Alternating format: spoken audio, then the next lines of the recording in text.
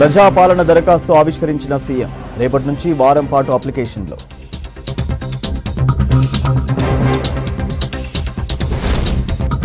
పార్టీలకు అతీతంగా అందరికీ స్కీములు. రేపటి ప్రజాపాలనపై మంత్రుల సమీక్షలు.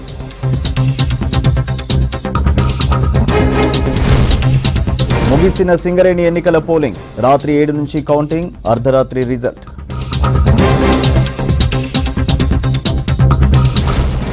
తెలంగాణలో 63, హైదరాబాద్లో 53 కేసులు. కరోనా మరణాలపై పుకార్లు నమోదన్న డాక్టర్లు. ఉమ్మడి ఆదిలాబాద్ జిల్లాల్లో పెరిగిన చలి. రికార్డు స్థాయిలో పడిపోయిన ఉష్ణోగ్రతలు.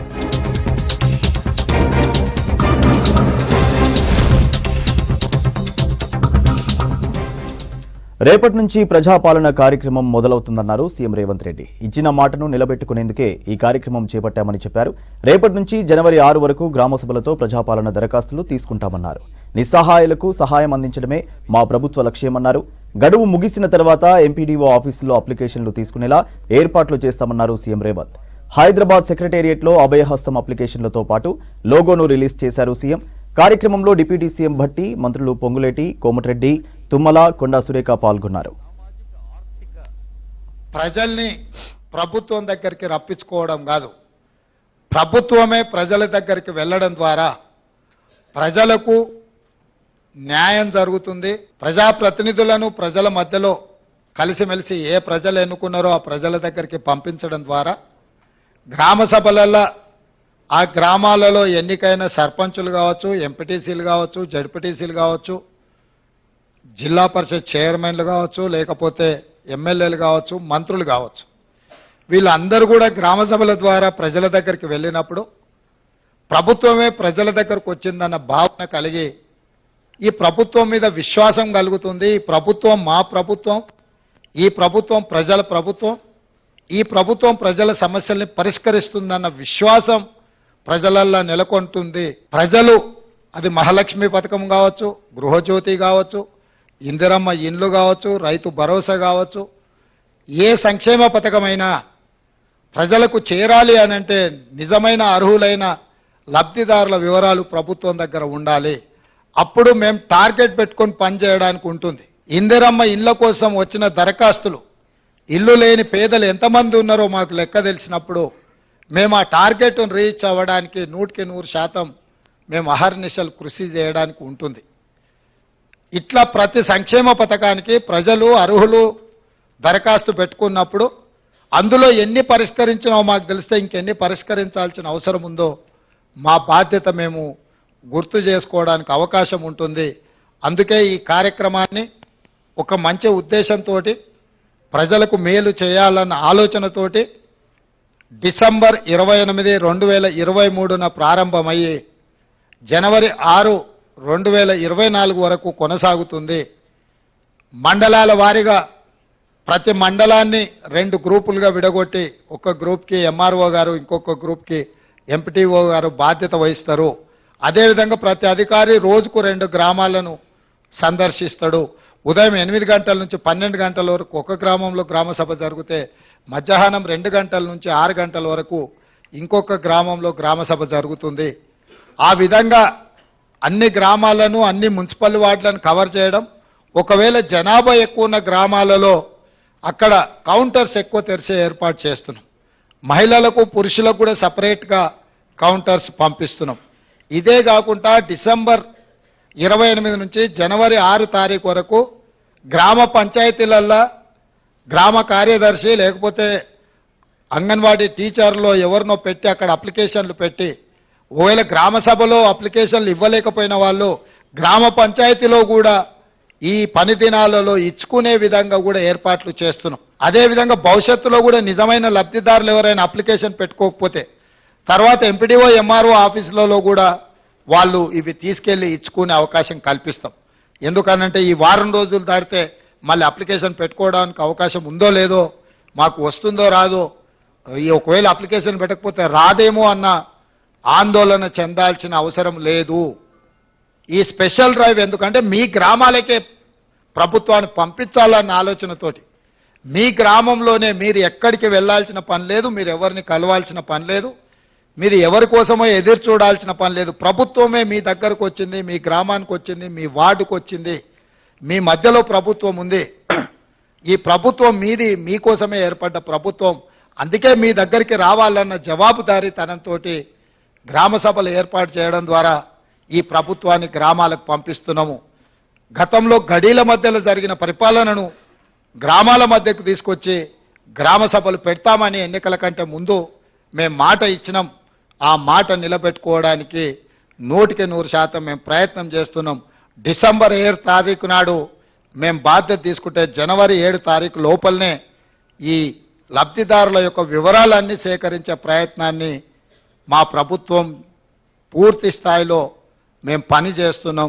సైనిక్ స్కూల్ ఇచ్చిన దాన్ని, వరంగల్లో పెట్టిన దాన్ని అర్ధాంతరంగా ఆగిపోయింది. ఎందుకు ఆగిపోయిందని వాళ్ళ ముఖ్యమంత్రిని అడగలేదు. ఆ సైనిక్ స్కూల్ మాకు ఇవ్వండి. ఆంధ్రప్రదేశ్లో కోరుకొండ సైనిక్ స్కూల్, చిత్తూరులో ఇంకో సైనిక్ స్కూల్ ఉంది, మా పిల్లలు చదువుకోవాలి అని చెప్పి ఆ వినోద్ కుమారే లెటర్ పెట్టి వచ్చిన దాన్ని అర్ధాంతరంగా ఆగిపోయింది. ఇప్పుడు మనకు సైనిక్ స్కూల్ లేదు. ఆ విషయం ప్రస్తావించని వినోద్ కుమార్ గారు ITIR కారిడార్ వెనక్కిపోతే ఎందుకు పోయిందని అడగలేని వినోద్ కుమార్ వచ్చి ఇంకా ఈ రోజు వచ్చి మాకు బుల్లెట్ ట్రైన్ గురించి మాకు శుద్ధులు చెప్తున్నాడు. రేషన్ కార్డులు లేకుండా పథకము రావడం కష్టం, కానీ రేషన్ కార్డులు ఇస్తాం కదా. రేషన్ కార్డులు ఇవ్వకపోతే నువ్వు చెప్పేది సమస్య. ఈ అప్లికేషన్లు తీసుకుంటాం, ఇందులో రేషన్ కార్డులు లేనోళ్ళు ఎవరైనా కాగితాలు దరఖాస్తులు ఇచ్చినా తీసుకుంటాం. రేషన్ కార్డుల కోసం ప్రభుత్వం నిరంతర ప్రక్రియ కింద ముందుకు వెళ్తుంది.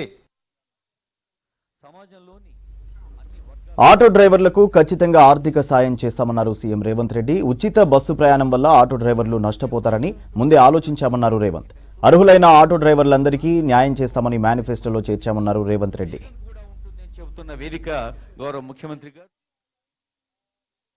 ఆటో డ్రైవర్లకు కూడా ఆర్థిక సహాయం ఇస్తాం. దీన్ని మేము ముందే ఊహించినాం.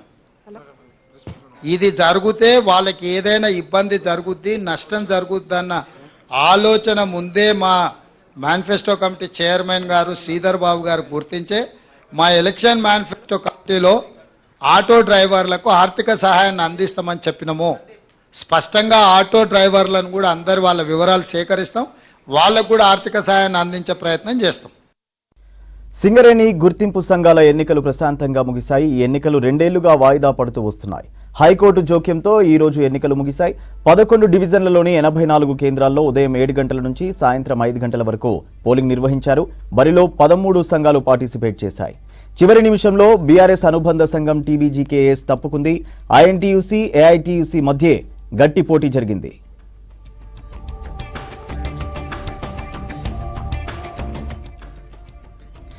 దాదాపు 40,000 మంది పాల్గొనగా సాయంత్రం 4 గంటల వరకు 90% ఓట్లు పోలయ్యాయి. కాసేపట్లో కౌంటింగ్ ప్రారంభం కానుంది. నేటి రాత్రికి ఫలితాలు వెలువడే అవకాశాలున్నాయి. అత్యల్ప ఓట్లున్న ఇల్లందులో తొలి ఫలితాలు వెలువడే అవకాశాలున్నాయి. చివరి ఫలితం శ్రీరాంపూర్లో ఉంటుందని అంచనా. అత్యధిక ఓట్లు సాధించిన యూనియన్ గుర్తింపు సంఘంగా ఎన్నికవుతుంది.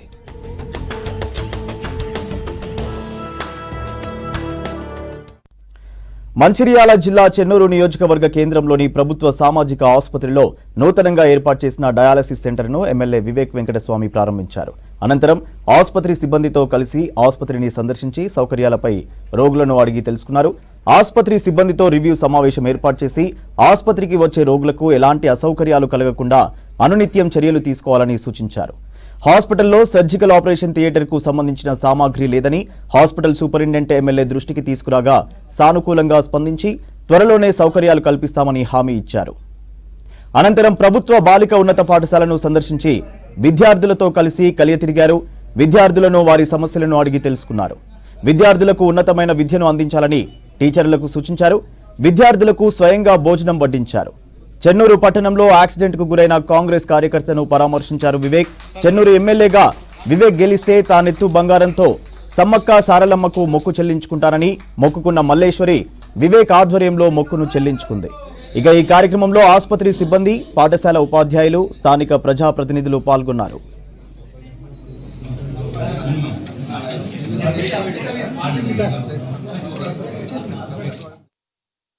చెన్నూరులో 30 బెడెడ్ హాస్పిటల్ ఆపరేట్ అయింది. ఇంకా ఎక్కువ వసతులు తీసుకొచ్చే అవసరం ఉంది.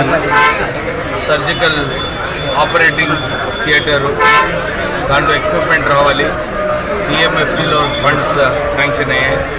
ఈరోజు అక్కడ ఎండి గారితో మాట్లాడి 1 monthలోనే ఈ హాస్పిటల్లో ఆపరేషన్ థియేటర్ ప్రారంభం కావాలని చెప్పి కోరడం జరిగింది. వారు మాట ఇచ్చారు, త్వరగానే ఎక్విప్మెంట్ అంతా కూడా సప్లై చేసి ఈ సర్జికల్ ఆపరేటింగ్ రూమ్ స్టార్ట్ అయ్యేలాగా చేస్తామని చెప్పి వారు హామీ ఇచ్చారు. జనవరి ఎండ్లో మేము జాయింట్ ఇన్స్పెక్షన్ చేసి ఈ ఫెసిలిటీ స్టార్ట్ అయ్యేలాగా హాస్పిటల్ వాళ్ళందరూ కూడా చర్య తీసుకోవాలని చెప్పి కోరడం జరిగింది.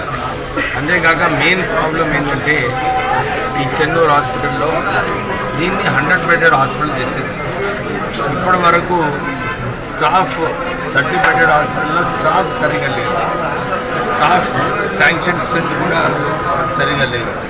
100 bedded హాస్పిటల్ శాంక్షన్ అవుతే స్టాఫ్ అందరు కూడా రిక్రూట్మెంట్ స్టాఫ్ని పోస్ట్ చేయడం జరుగుతుంది. ఇంకా హాస్పిటల్ కూడా సరిగా ఫంక్షనింగ్ అవుతుంది. ఇప్పుడు కేవలం ఇంతకుముందు నేను చెప్పినాను, హాస్పిటల్ అప్పుడు తొందరగా ఇనాగ్రేట్ చేసి కేవలం ఫీవర్ కేసెస్, డయేరియా కేసెస్, ఒక సింపుల్ అవుట్ పేషెంట్ థెరపీ నడుస్తుంది. దీనిలో మెయిన్ చాలాసార్లు కూడా చెప్పడం జరిగింది, రాష్ట్ర ప్రభుత్వం అప్పుడు స్టాఫ్ని రిక్రూట్ ఎందుకు చేయడం లేదు.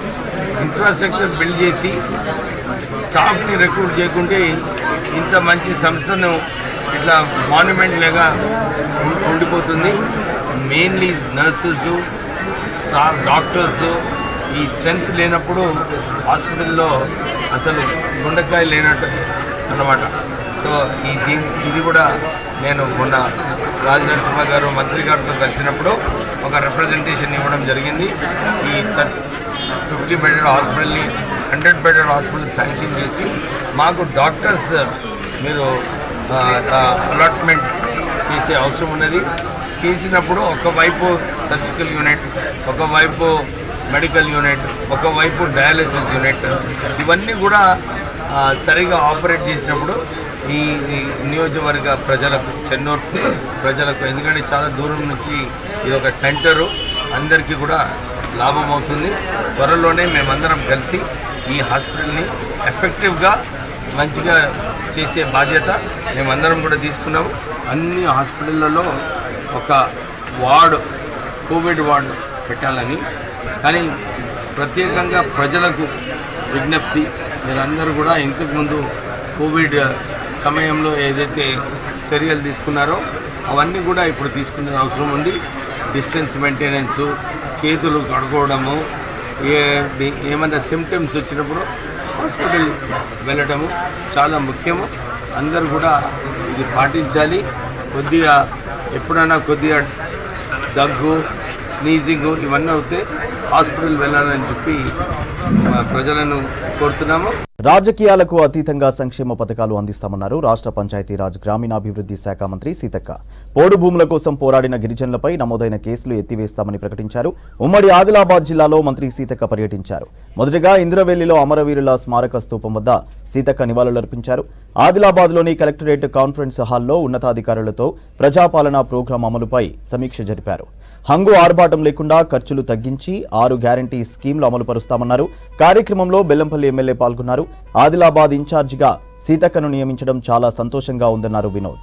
అందరం కలిసికట్టుగా ఆదిలాబాద్ జిల్లాను అభివృద్ధి పథంలో నడిపిస్తామన్నారు. ప్రధానంగా 6 గ్యారంటీలకు సంబంధించినటువంటి వాగ్దానాలను మేము అమలు చేసేటువంటి ప్రక్రియ, తెలంగాణ తల్లి సోనియా గాంధీ గారు పుట్టినరోజు సందర్భంగా ఆడవాళ్లకు ఇచ్చినటువంటి, అక్కలకు ఇచ్చినటువంటి కానుక ఉచిత బస్సు ప్రయాణం, అదేవిధంగా మరి 5 లక్షలుగా ఉన్నటువంటి ఆరోగ్యశ్రీని, రాజీవ్ ఆరోగ్యశ్రీని 10 లక్షలకు పెంచుతూ డిసెంబర్ 9th రోజు ఆ యొక్క జీవోను కూడా తీసుకురావడం జరిగింది.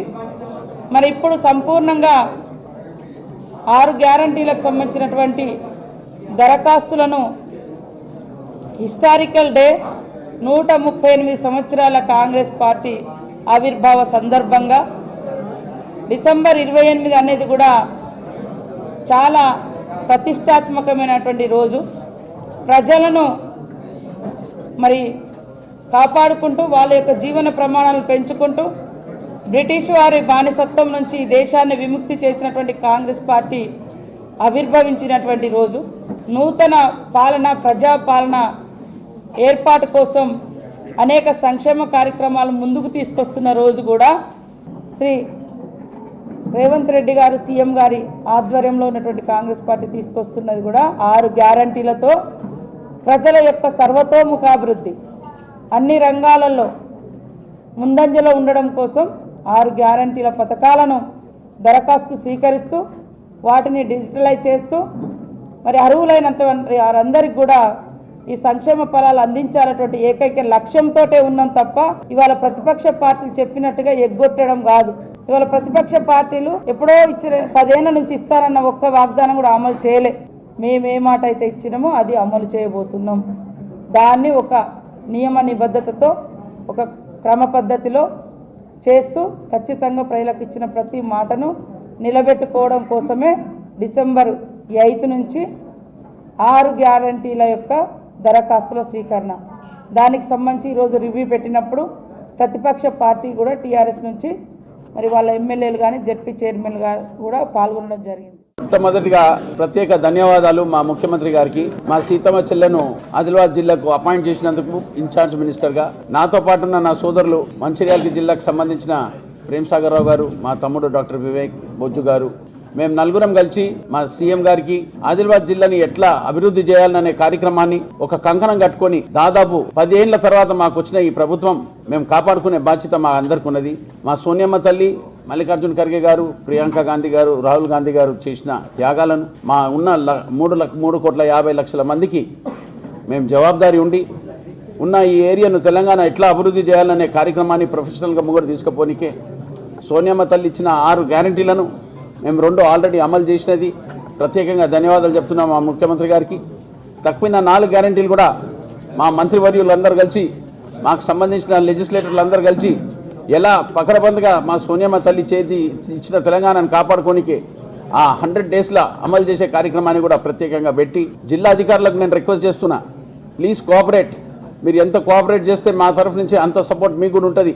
ఇప్పటి సంది ముంగటున్న పోయిన గతంలో అయినా సమస్యల గురించి మేము బ్రేక్ చేస్తలేము. మా సీతమ్మకు ప్రత్యేకంగా ధన్యవాదాలు చెప్తున్నా. మా ముఖ్యమంత్రి గారికి, మా మంత్రులకు, మా ఎమ్మెల్యేలకు ఉన్న ఆదిలాబాద్ జిల్లాలో బ్యాక్వర్డ్ అనే సమస్య అందరికీ తెలిసిన విషయమే. చాలా అంటే చాలా బ్యాడ్ కండిషన్ ఉంది.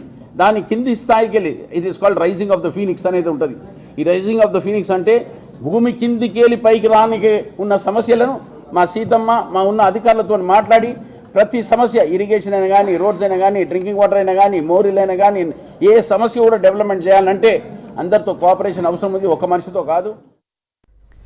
జనం సమస్యలపై పోరాటం చేస్తూ భూస్వాముల నుంచి పేదలకు భూములు పంచి జీవితాంతం ప్రజల కోసం బతికిన వ్యక్తిని 60 ఏళ్లైనా జనం మర్చిపోలేదు. ఆ కమ్యూనిస్టు లీడర్కు ఏకంగా గుడి కట్టి ప్రతి ఏటా ఆయనను చంపిన ప్రాంతంలో జాతర చేస్తున్నారు.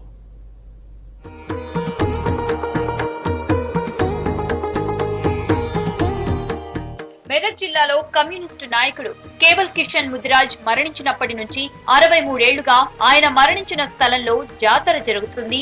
కమ్యూనిస్టుగా దేవుణ్ణి నమ్మేవారో లేదో కానీ ఇక్కడి ప్రజలు ఆయన ప్రమాదానికి గురై తుది శ్వాస విడిచిన స్థలంలో గుడి నిర్మించారు.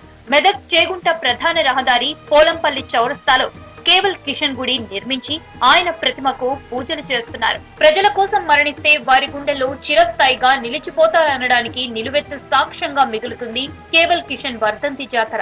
నా ఎరకల నుంచి మాందాపురం నుంచి 25-30 బండ్లు, ప్రతి పల్లె నుంచి, ప్రతి ఊరు నుంచి, ప్రతి గ్రామాల నుంచి బండ్లు వచ్చి వాళ్ళకు వాళ్ళ నాయన మున్నమ్మ, వాళ్ళ నాయన గారు వీళ్ళందరూ కలిసి ఇక్కడ అన్నం వండే వాళ్ళు. అప్పుడు అయితే ఇక్కడ కింటల్ అన్నం వండి అందరికి భోజనాలు ఏర్పాటు చేసి అప్పుడు ఇస్తరాకులు ఉండే, టేక్టాకులు ఉండే, అప్పుడు భోజనం చేసేవాళ్ళము. అందుకు అన్ని దేవుళ్లకు దింపుతారు కానీ మానవులు దింపంగా ఎక్కడ బోనాలు కానీ బండ్లు కానీ ఎక్కడ చూడలేని విధంగా చేస్తారు. అప్పటి నుంచి నేను ఆయన చనిపోయిన తర్వాత నుంచే ప్రజలంతా ఎన్నుకొని ఈ కార్యక్రమం మొదలుపెట్టారు. మెదక్ ప్రాంతంలోని జమీందారుల ఆగడాలతో విసిగి వేసారిన పేదలను ఒక్కటి చేసి కిషన్ ప్రజా పోరాటాలు చేపట్టారు. భూ పోరాటాలతో నిజాం సర్కారును గడగడలాడించిన కేవల్ కిషన్ స్వాతంత్ర్యం తర్వాత కూడా తన పందాను మార్చుకోలేదు. ప్రభుత్వంపై పోరాడుతూనే కమ్యూనిస్ట్ పార్టీ నిర్మాణంలో చురుకైన నాయకుడిగా పనిచేశారు. దున్నేవాడికే భూమి అంటూ పేదలకు భూములు పంచిపెట్టారు. కార్మికుల కోసం అనేక పోరాటాలు చేశారు. జిల్లా మెదక్ జిల్లాలో కేవల్ కిషన్ అన్న వర్ధంతి సందర్భంగా ఇక్కడ పండగ వాతావరణం కనబడుతున్నది. మరి ఇలా కేవల్ కిషన్ అన్న ఒక సామాన్య వ్యక్తి అయి ఉండి ఒక ఎమ్మెల్యే గెలిచి తన పేద ప్రజల కోసము తన ప్రాణాలను అర్పించిన కేవల్ కిషన్ అన్నను ఇక్కడ చుట్టుపక్కల ప్రజలు తనను దేవునిగా గుర్తించి ఇక్కడ బోనాలు తీయడం జరుగుతుంది, పెద్ద జాతర జరుగుతుంది, ఇలా బండ్లు కూడా తిరగడం జరుగుతుంది. మరి ఆయన ఒక దేవుని లేక కొలిచి కోరుకున్న కోరికలు నెరవేరుస్తాయని చెప్పి తనకు పిల్లలు పుట్టాలని చెప్పి కేవల్ కిషన్ అన్నకు ముక్కడం కూడా జరుగుతుంది. ఆ పిల్లలకి కూడా పుట్టెంటికలు కూడా ఇక్కడ తీయడం కూడా జరుగుతుంది. ఇలాంటి మహానీయుని ఇలా మెదక్ ప్రజలందరూ కూడా గుర్తించి ఇక్కడ సంబరాలు చేసుకోవడం జరుగుతుంది. పోరాటాల్లో భాగంగా గ్రామాల్లో పర్యటిస్తూ ప్రజలను చైతన్యం చేస్తూ పాలకులకు శత్రువుగా మారిన కేవల్ కిషన్ ను అప్పటి పాలకులు రోడ్డు ప్రమాదం రూపంలో హత్య చేశారంటున్నారు ఇక్కడి గ్రామాల ప్రజలు. 1960 డిసెంబర్ 26న మాసాయిపేటలో కార్యకర్తల సమావేశం నిర్వహించి బైక్ పై మెదక్ వస్తుండగా లారీతో ఢీకొట్టి ఆయనను చంపారని అంటున్నారు ప్రజలు. 1941లో ఆయన డిగ్రీ కంప్లీట్ చేశాడు. తర్వాత తెలంగాణ సాయుధ పోరాటంలో ఆయన పోరాడిండు. ఆయన అగ్నికణం లాంటోడు. ప్రపంచంలో దేవుళ్ళకి తప్ప జాతరలు అనేది అది కూడా వర్ధంతికి చేయడం అనేది ఒక్క కేవల్ కిషన్ కే సాధ్యమైంది. ఈ చుట్టుపక్కలనే కాదు, ఉమ్మడి మెదక్ జిల్లాలో ఎక్కడ ఎవరికి పుట్టినా కానీ ఒక మగ పిల్లవాడు పుడితే కిషన్ అని పెట్టుకుండే పేరు. ఒకవేళ ఇంట్లో ముగ్గురు పుడితే ముగ్గురు కూడా పెద్ద కిషన్, నడిపి కిషన్, చిన్న కిషన్ అని పెట్టుండే. అమ్మాయిలు పుడితే కిషనమ్మ అని పెడుతుండే. అట్లాంటి చరిత్ర ఆయనది. మరణించిన ఆయన కోసం ఇక్కడ జాతర జరపడం అది చరిత్రలో చిరస్థాయిగా ఉంటది. ప్రతి సంవత్సరం డిసెంబర్ 26న ఇక్కడ జరిగే జాతరకు పరిసర ప్రాంత ప్రజలు హాజరై తమ నాయకుడిని స్మరించుకుంటారు. పేదల కోసం సొంత ఆస్తులను పంచిపెట్టి పలువురికి ఆదర్శంగా నిలిచారు కేవల్ కిషన్. ఆయన చరిత్రను నేటికి పల్లె ప్రజలు పాటల రూపంలో పాడుకుంటారు. అప్పట్లో పుట్టిన బిడ్డలకు కిషన్, కిషనమ్మ అంటూ పేర్లు పెట్టుకునేవారు. టెంపుల్ దగ్గర ఎట్లయితే తలనీలాలు సమర్పిస్తారో పెద్ద పెద్ద టెంపుల్ దగ్గర, అట్లాంటిది ఇక్కడ పిల్లలకు తలనీలాలు సమర్పించి వారి యొక్క పేరును పెట్టుకొని ఆ పేరులో కేవల్ కిషన్ గారిని స్మరించుకుంటున్న ఈ సమాజానికి 2 చేతులు పెట్టి దండం పెడుతున్నా. ఈ జాతర ఏదైతుందో రాను రాను పెద్ద ఎత్తున జరగాలని, అదేవిధంగా ప్రభుత్వం కూడా ఈ జాతరకు కావాల్సిన మంచి ఏర్పాట్లు చేసి ఇక్కడ ప్రజలకు అన్ని విధాల సౌకర్యాలు కల్పించాలని వేడుకుంటున్నా. లోక్సభ ఎన్నికలపై ఫోకస్ పెట్టింది బీజేపీ హైకమాండ్. ముఖ్యంగా ఉత్తర తెలంగాణపై పార్టీ పెద్దలు నజర్ పెట్టినట్టు సమాచారం. అసెంబ్లీ ఎన్నికల్లో మంచి ఫలితాలు రావడంతో అదే స్పీడ్ను లోక్సభ ఎన్నికల్లో చూపెట్టాలని కొత్త స్ట్రాటజీతో ముందుకెళ్తోంది. అవసరమైతే సిట్టింగ్లను మార్చి కొత్త వాళ్లతో ప్రయోగాలు చేయాలనే దిశగా అడుగులు పడుతున్నట్టు టాక్. ఈ ఎఫెక్ట్తో సీనియర్ల మధ్య గొడవలకు చెక్ పెట్టవచ్చనే ఆలోచనలో ఉన్నారట హైకమాండ్ పెద్దలు.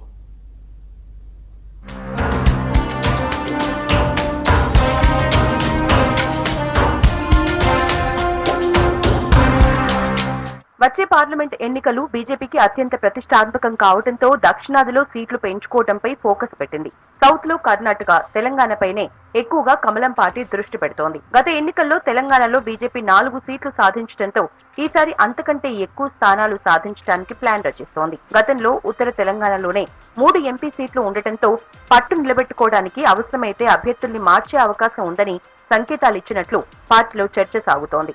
అసెంబ్లీ పోల్స్ లో కూడా ఉత్తర తెలంగాణలోనే 7 సీట్లు గెలుచుకోవడంతో ఎంపీ సీట్ల కోసం కూడా ఈ ప్రాంతంపైనే హైకమాండ్ ప్రత్యేకంగా దృష్టి పెట్టింది. ఇక్కడి సీట్లకు అభ్యర్థులపై వరుస సర్వేలు నిర్వహిస్తున్నట్లు తెలుస్తోంది. మారిన పరిస్థితులు, పార్టీలో సీనియర్ల అభిప్రాయాలను బట్టి కొన్ని చోట్ల సిట్టింగ్లను మార్చడానికి సిద్ధమవుతున్నట్లు నేతలు చెబుతున్నారు.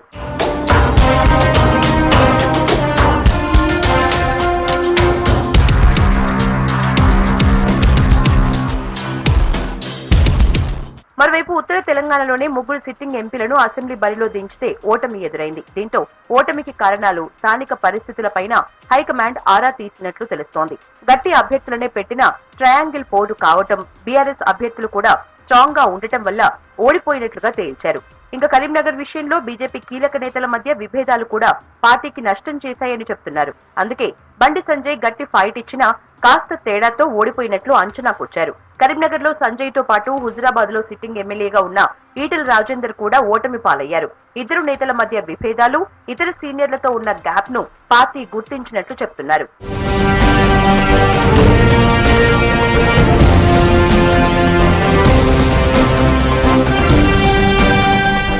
అసెంబ్లీ ఫలితాల విశ్లేషణ ఆధారంగా పార్లమెంటు ఎన్నికల అభ్యర్థుల విషయంలో మరింత జాగ్రత్తగా వ్యవహరించాలన్న ఆలోచనలో బీజేపీ హైకమాండ్ ఉన్నట్లు తెలుస్తోంది. నష్టం చేసిన అంశాలను సరిదిద్దుకుంటూ అవసరమైన మార్పులు చేయబోతున్నట్లు సంకేతాలిచ్చింది. కొత్త అభ్యర్థుల్ని రంగంలోకి దించడం, బలమైన సిట్టింగ్ నేతల్ని మరో సీటుకు షిఫ్ట్ చేసే యోచనలో అధిష్టానం ఉన్నట్లు పార్టీ వర్గాల్లో చర్చ సాగుతోంది.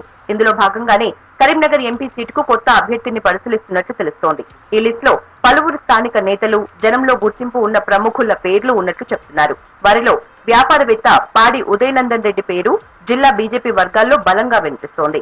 ఎఫ్టీవీ అధినేత అయిన ఉదయనందన్ రెడ్డి రాజకీయ కుటుంబం నుంచి వచ్చారు. ఆర్ఎస్ఎస్ నేపథ్యం ఉంది. చాలా కాలంగా స్థానికంగా సేవా కార్యక్రమాలు చేస్తూ గుర్తింపు తెచ్చుకున్నారు. ఢిల్లీలో బీజేపీ జాతీయ నేతలతోనూ ఆయన మంచి సంబంధాలు ఉన్నట్లు పార్టీ నేతలు చెప్తున్నారు.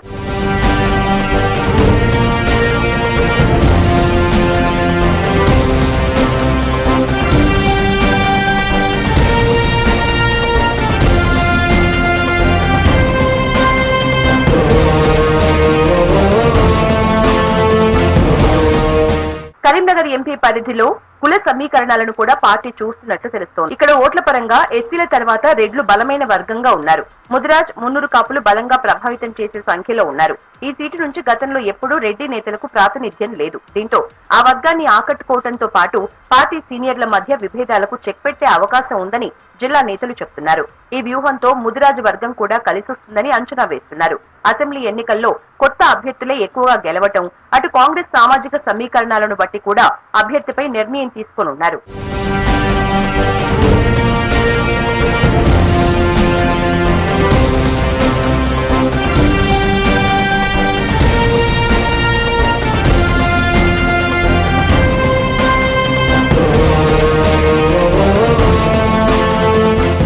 కరీంనగర్ లో కొత్త అభ్యర్థిని బరిలోకి దించితే బండి సంజయ్ ని మరో సెగ్మెంట్ లో బరిలోకి దించే అవకాశం ఉందంటున్నారు. పార్టీ అధ్యక్షుడిగా రాష్ట్రమంతా యాత్ర చేసిన సంజయ్ మంచి గుర్తింపు తెచ్చుకున్నారు. తర్వాత స్టార్ క్యాంపెయినర్ గా ఉన్నారు. దీంతో జహీరాబాద్ సీటుకు ఆయన పేరును పరిశీలిస్తున్నట్లు టాక్ నడుస్తోంది. మరాఠా, కన్నడ ఓటర్లు ఎక్కువగా ఉండే ఈ సీటులో సరైన అభ్యర్థి ఉంటే బీజేపీకి ఛాన్స్ ఉందని పార్టీ నేతలు నమ్ముతున్నారు. ఈ మార్పుతో 2 సీట్లు గెలుచుకోవచ్చని అంచనా వేస్తున్నారు. ఈసారి కాస్త ముందే ఎలక్షన్లు జరుగుతాయన్న అంచనాతో అభ్యర్థులపైన తొందరలోనే క్లారిటీ ఇస్తారని పార్టీ నేతలు చెబుతున్నారు.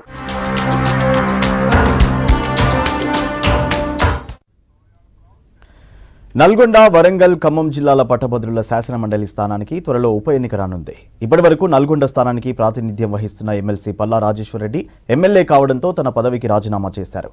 ఎన్నికల సంఘం నిబంధనల ప్రకారం 6 నెలల్లోపే ఇక్కడ ఉప ఎన్నిక నిర్వహించాల్సి ఉంది. అందుకు ఇప్పటి నుంచే ప్రధాన పార్టీల నేతలు ఫోకస్ చేశారు.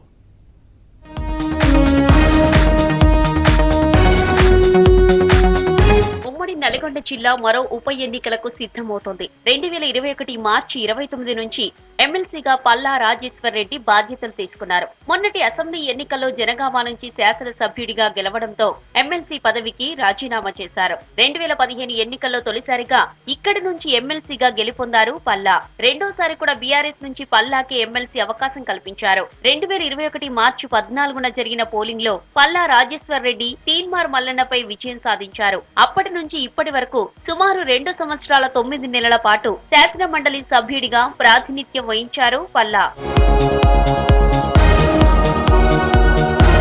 ఈ నెల 3న వెలువడిన ఫలితాల్లో పల్లా రాజేశ్వర్ రెడ్డి జనగామ నుంచి ఎమ్మెల్యేగా విజయం సాధించారు. అనివార్యంగా తన ఎమ్మెల్సీ పదవికి రాజీనామా చేయాల్సి వచ్చింది. తన రాజీనామా లేఖను శాసన మండలి చైర్మన్ గుత్తా సుఖేందర్ రెడ్డికి అందజేశారు. ఆయన రాజీనామాను ఆమోదిస్తున్నట్లు ప్రకటించారు. రానున్న 3-4 నెలల్లో మిగిలిన 3 సంవత్సరాల 3 నెలల పదవీ కాలం కోసం ఉప ఎన్నిక జరగనుంది. నల్గొండ, వరంగల్, ఖమ్మం ఉమ్మడి జిల్లాల్లో ఎన్నికల సందడి నెలకొననుంది. గతంలో పోటీ చేసిన తీన్మార్ మల్లన్న ఈ స్థానంపై ఫోకస్ చేసినట్లు తెలుస్తోంది. ప్రజా సంఘాల మద్దతు తప్ప ప్రధాన పార్టీలో ఎవరి మద్దతు లేకుండా భారీ ఓట్లను తెచ్చుకున్న తీన్మార్ మల్లన్నను కాంగ్రెస్ బలపరిచిన అభ్యర్థిగా ఈసారి తన అదృష్టాన్ని పరీక్షించుకోనున్నట్లు సమాచారం. ఇప్పటికే నల్గొండ, ఖమ్మం, వరంగల్ ఎమ్మెల్సీ ఎన్నికలపై దృష్టి సారించింది కాంగ్రెస్. గతంలో కోదండరాం, తీన్మార్ మల్లన్న ప్రభుత్వ వ్యతిరేక ఓట్లను చీల్చడంలో సఫలమయ్యారు. ఇప్పుడు అందరి మద్దతుతో తీన్మార్ మల్లన్నను అభ్యర్థిగా పెట్టే ఆలోచనలో ఉన్నట్లు జిల్లా కాంగ్రెస్ నేతల టాక్. మరోవైపు బీఆర్ఎస్, బీజేపీ ముఖ్య నేతలు సైతం ఈ ఎన్నికలపై కసరత్తు ప్రారంభించారు. మరో 4-5 నెలల్లో లోక్సభ ఎన్నికలు జరగబోతున్నాయి. ఉమ్మడి కరీంనగర్ జిల్లాలోని 3 లోక్సభ నియోజకవర్గాల పరిధిలో విజయమే లక్ష్యంగా ప్రధాన పార్టీలు తమ వ్యూహాలకు పదును పెడుతున్నాయి.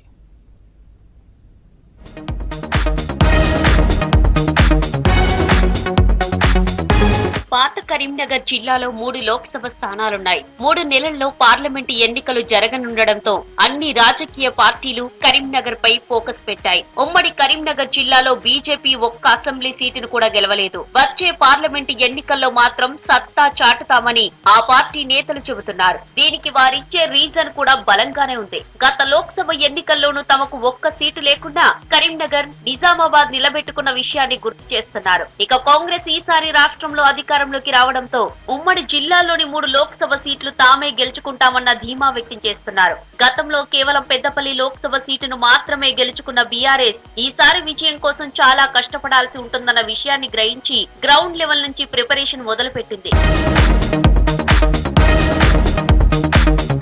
రాష్ట్రంలో అధికారం చేపట్టిన కాంగ్రెస్ పార్టీ లోక్సభ ఎన్నికల్లోనూ పైచేయి సాధించాలనే కృత నిశ్చయంతో ఉంది. ఈ క్రమంలోనే ఇప్పటికే లోక్సభ నియోజకవర్గాల వారీగా ఇన్ఛార్జీలను నియమించింది. కరీంనగర్ లోక్సభ నియోజకవర్గం బాధ్యతలను మంత్రి పొన్నం ప్రభాకర్ కు అప్పగించగా, పెద్దపల్లి నియోజకవర్గం బాధ్యతలను మంత్రి దుద్దిల్ల శ్రీధర్ బాబుకు అప్పగించారు. ఇదే సమయంలో ఏఐసిసి పరిశీలకులను నియమించింది. కరీంనగర్ స్థానానికి క్రిస్టోఫర్ తిలక్, పెద్దపల్లి స్థానానికి మోహనోజ్ జోషిలు పరిశీలకులుగా వ్యవహరిస్తూ పార్టీ వ్యూహాలపై తగిన సూచనల్ని అందించనున్నారు. ఈ 2 స్థానాల పరిధిలో కాంగ్రెస్ పార్టీ ఎమ్మెల్యేలున్న చోట వారే శాసనసభ నియోజకవర్గ బాధ్యతల్ని నిర్వర్తించనున్నారు. మిగతా చోట్ల మాత్రం కాంగ్రెస్ అభ్యర్థిగా పోటీ చేసి ఓడిన వారు బాధ్యతను నిర్వర్తించే అవకాశం ఉంది.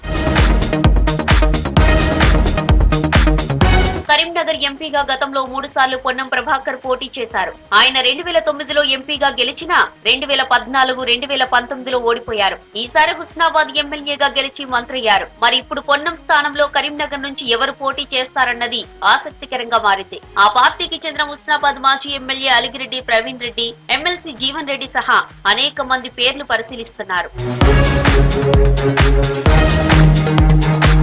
నిజామాబాద్ స్థానం నుంచి మధు యాష్కి పేరుతో పాటు మరికొన్ని పేర్లు కాంగ్రెస్ పరిశీలిస్తోంది. పెద్దపల్లి ఎస్సీ స్థానం కావడంతో అక్కడ కూడా బలమైన అభ్యర్థి కోసం కాంగ్రెస్ కసరత్తు ప్రారంభించింది. గతంలో ఇక్కడి నుంచి కాంగ్రెస్ తరపున కాకా వెంకటస్వామి, ఆయన కుమారుడు వివేక్ ఎంపీలుగా గెలుపొందారు. ఈసారి కూడా వారి కుటుంబం నుంచి టికెట్ ఇచ్చే అవకాశం ఉందన్న ప్రచారం ఉంది.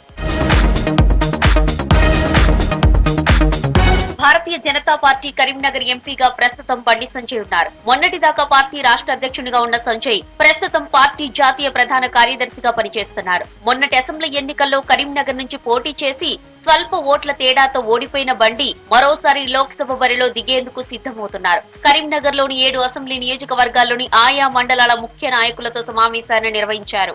ఎన్నికల దిశగా చేపట్టాల్సిన చర్యలపై బండి సంజయ్ చర్చించారు. పార్లమెంటు సమావేశాలు కూడా ముగియడంతో అటు పెద్దపల్లి, ఇటు కరీంనగర్ స్థానాల పరిధిలో పార్టీ శ్రేణుల్ని సమాయత్తం చేసి గెలిపే లక్ష్యంగా ముందుకెళ్లాలని బీజేపీ అడుగులేస్తోంది. ఈ నెలాఖరున ఎస్ఆర్ఆర్ కళాశాల గ్రౌండ్ లో పోలింగ్ బూత్ స్థాయి నుంచి మొదలుకొని కార్యకర్తలను కలిపి దాదాపు 20,000 మందితో సమావేశాన్ని నిర్వహించడానికి ఏర్పాట్లు చేస్తున్నారు. ఎస్సీ రిజర్వ్డ్ స్థానమైన పెద్దపల్లి లోక్సభ స్థానంలో బీజేపీ తరపున ఎవరిని బరిలోకి దింపాలనే విషయమై ఇప్పటికే ఆ పార్టీ అధిష్టానం దృష్టి సారించినట్లు తెలుస్తోంది. నిజామాబాద్ లోనూ మళ్లీ ధర్మపురి అరవింద్ పోటీ చేసే అవకాశాలున్నాయి. ఆయన కూడా కోరుట్ల నుంచి అసెంబ్లీకి పోటీ చేసి ఓడిపోయినా నిజామాబాద్ సిట్టింగ్ ఎంపీగా ఉన్న అరవింద్ కే మరోసారి టికెట్ వస్తుందన్న ప్రచారం ఉంది. అరవింద్ కూడా ఉమ్మడి జిల్లా పరిధిలోని కోరుట్ల, జగిత్యాల నియోజకవర్గాల్లో ఫోకస్ పెట్టారు.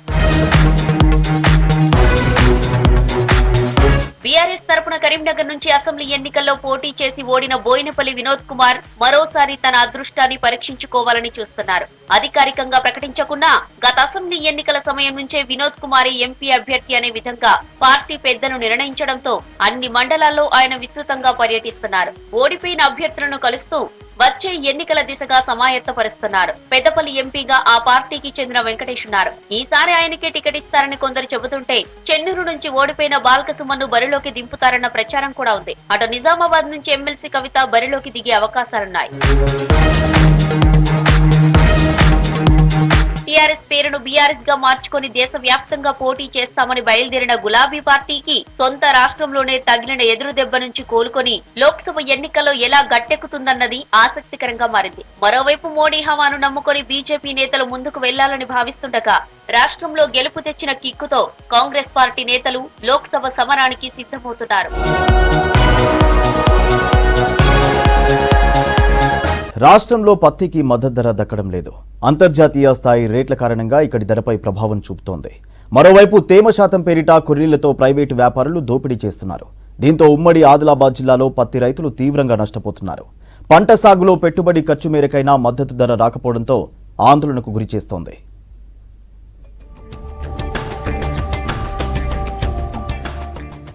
ఆదిలాబాద్ జిల్లా వ్యాప్తంగా సుమారు 12 లక్షల ఎకరాల్లో పత్తి పంట సాగు చేశారు. 75 లక్షల క్వింటాళ్ల పత్తి దిగుబడులు వచ్చాయి. మార్కెట్ యార్డులో గత 3 నెలల కిందట కొనుగోలు ప్రారంభించినప్పటికీ సీసీఐ ద్వారా ఆశించినంత మద్దతు ధర లభించడం లేదు. ప్రైవేటు వ్యాపారస్తులు సైతం ధర పెంచకపోవడంతో వేరే గతి లేక గిట్టుబాటు కాకపోయినప్పటికీ పంటను అమ్ముకోవాల్సిన దుస్థితి నెలకొంది. గతేడాది ఇదే సమయానికి 8 నుంచి 9 వేల వరకు ధర పలికిన పత్తి ప్రస్తుతం 6,500 నుంచి 7,000 రూపాయల లోపే చెల్లిస్తున్నారు. తేమ శాతం ఎక్కువగా ఉంటే ఆ మాత్రం కూడా లభించని పరిస్థితి ఉంది.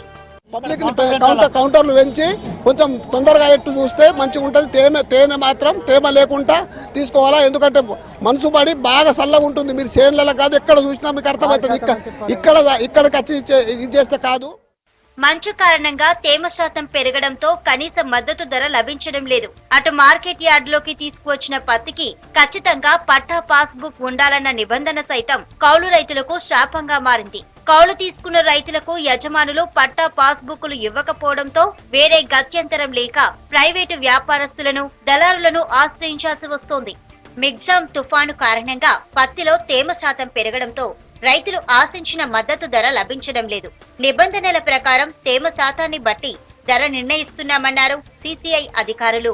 దీంతో రైతులు తమ అవసరాల కోసం తక్కువ ధరకే ప్రైవేటు వ్యాపారులకు అమ్ముకుంటున్నారు.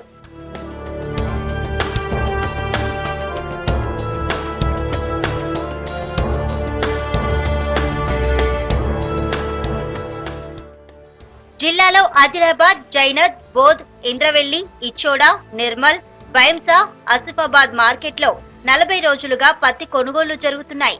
మద్దతు ధరను సీసీఐ క్వింటాల్ కు 7,020 రూపాయలుగా ప్రకటించింది. తేమ శాతం ఎక్కువ చూపిస్తుండటంతో పత్తి కొనుగోళ్లకు సీసీఐ వెనుకంజ వేస్తోంది. జిల్లాల్లో ఇప్పటి వరకు దాదాపు 4 లక్షల క్వింటాళ్ల కొనుగోళ్లు జరిగితే అందులో ప్రైవేటు వ్యాపారుల వాటానే ఎక్కువ ఉంది. ఈ ఏడాది ప్రభుత్వం పత్తి మద్దతు ధరను 6,620 నుంచి 7,020కి పెంచి మీడియం స్టేపుల్ కు నిర్ణయించింది. లాంగ్ స్టేపుల్ కు 6,620 రూపాయల నుంచి 7,020 రూపాయలుగా నిర్ణయించింది. ఇక అనూహ్యంగా అంతర్జాతీయంగా పత్తి గింజల రేటు పడిపోవడంతో రాష్ట్రంలో దాని ప్రభావం పడుతోంది. ప్రైవేటు పర్చేస్ కు మొగ్గు చూపుతుండటంతో వ్యాపారుల దోపిడీకి సానుకూలంగా మారుతోంది. ప్రైవేటు వ్యాపారులు క్వింటాల్ కు 6,300 రూపాయలు మాత్రమే ఇస్తూ డబ్బులను వెంటనే చెల్లిస్తున్నారు. దీంతో రైతులు నిస్సహాయ స్థితిలో ఒప్పుకుంటున్నారు. అంతర్జాతీయ మార్కెట్లో పరిస్థితులు మారితే అధిక ధరకు పంటను అమ్ముకోవచ్చనే ఆలోచనలో పలువురు రైతులు ఉన్నారు.